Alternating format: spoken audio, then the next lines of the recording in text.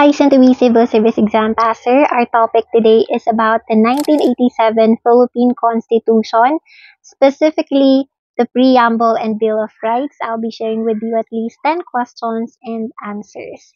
Let's begin. Here's the direction. You'll hear 10 multiple choice questions. Each question has 4 options, labeled A, B, C, and D. I'll give you a few seconds to think before I reveal the correct answer. Make sure to take notes, pause this video if you need more time, and try to answer honestly, just like in the actual civil service exam. Number 1. According to the preamble, sovereignty resides in the blank. A. President. B. People. C. Congress. D. Supreme Court. The correct answer is letter B, people. Number 2. Which of the following is not mentioned in the preamble? A. Justice. B. Equality. C. Truth. D. Peace. The correct answer is letter C, truth. Number 3. The phrase "to build a just and humane society" appears in which part of the Constitution? A. Article 1. B. Article 2. C. Preamble. D. Article 3. The correct answer is letter C, Preamble. Number 4. According to the Preamble, what is the ultimate purpose of establishing the Constitution? A. To protect politicians. B. To promote tourism. C. To secure the blessings of independence and democracy. D. To strengthen the military power. The correct answer is letter C, to secure the blessings of independence and democracy. Number 5.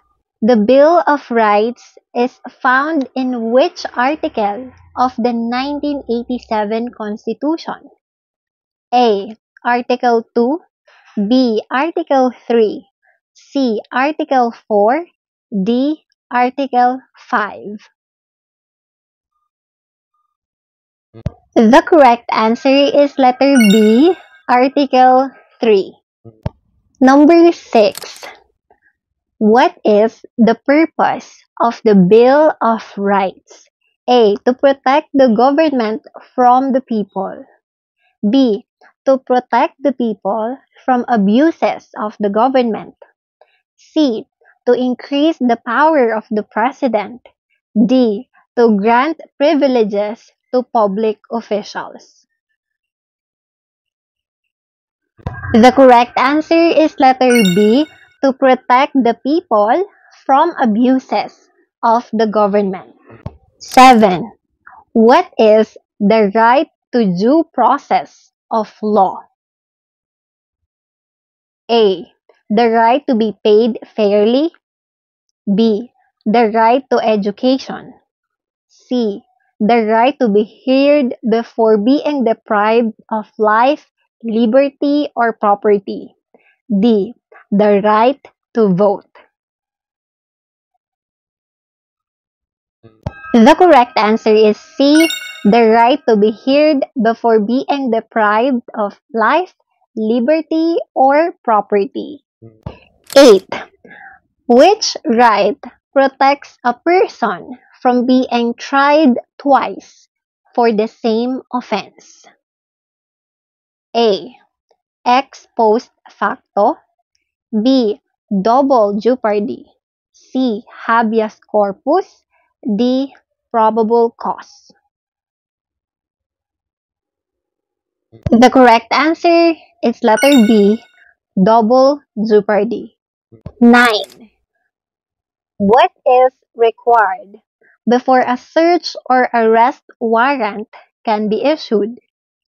A. Complaint from a relative. B. Permission from the barangay. C. Probable cause determined by a judge. D. Approval of the president. The correct answer is letter C. Probable cause determined by a judge. Last question. The right to remain silent and to have competent counsel is available during A. Family disputes. B. Civil cases. C. Custodial investigation. D. Election campaigns. The correct answer is letter C, custodial investigation. Kung umabot ka sa dulo ng video na to, congratulations and thank you for watching. Congratulations dahil deserve mong pumasa, dahil sobrang dedicated kang mag-aral ngayon pa lang, as early as now.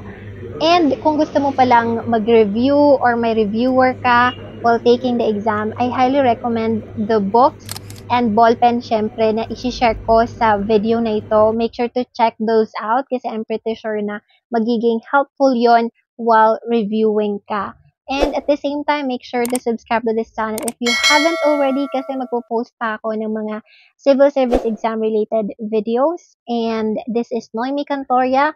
Passer po ako ng civil service exam professional level and sub-professional level. I'm also a first time taker po when I pass the exam. So, magagaranti ko talaga sa inyo na ang mga sinishare ko po ay base sa experience ko.